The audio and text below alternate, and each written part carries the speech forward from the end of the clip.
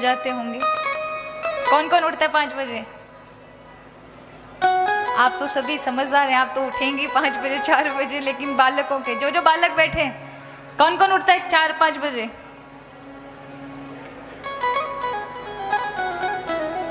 ये भाई लोग बैठे हैं, इनमें से कोई उठता है? आप उठते हैं 5 बजे?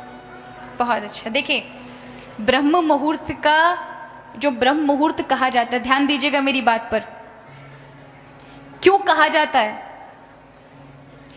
आप 7 बजे उठें, आप सूर्योदय के बाद उठें, बाद में उठें, ठीक है, एक उठने का विषय आपकी अपनी दिनचर्या है, लेकिन ब्रह्म मुहूर्त में उठने वाला व्यक्ति और उस समय उसकी निद्रा खुल जाए तो कहा जाता है कि ब्रह्म मुहूर्त एक ऐसा समय है जिस समय सारे के सारे भगवत भक्त, संत जन और जितने भी दृश्य अदृश्य शक्तियां होती हैं उस समय चेतनता में आती हैं।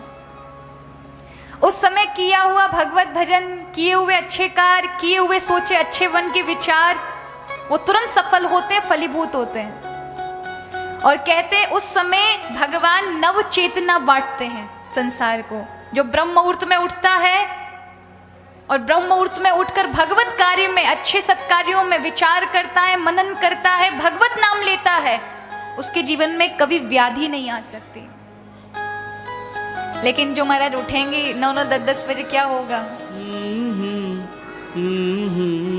सूर्य भगवान जो प्रकाश के देवता है ना, वो नव चेतना देने के लिए प्रथम वेला में उपस्थित होते हैं और हम खाट पर पड़े रहते हैं, बेड पर चद्दर टांग करके।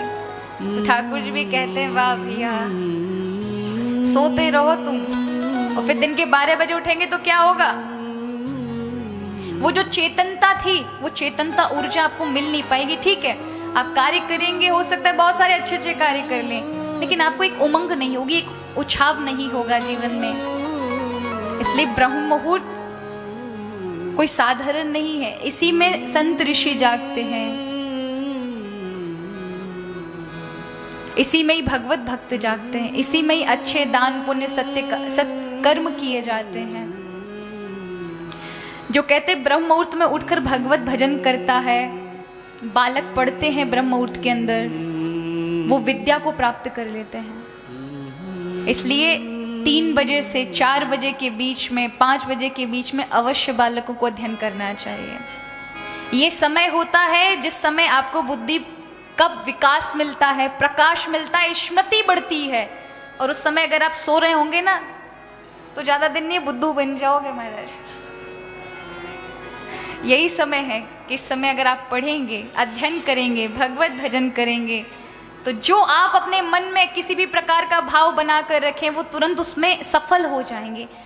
इस दुनिया में कोई भी कार्य असफल नहीं हो सकता, लेकिन आपका किया हुआ नियम, याद रखिए भगवान को नियम बड़ा प्रिय है।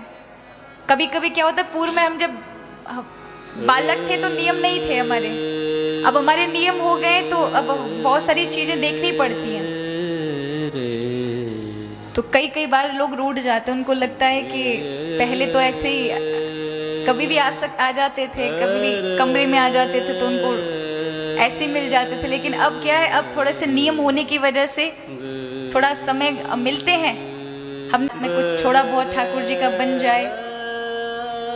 अगर उसको छोड़ देंगे तो फिर हमारे पास क्या रहेगा?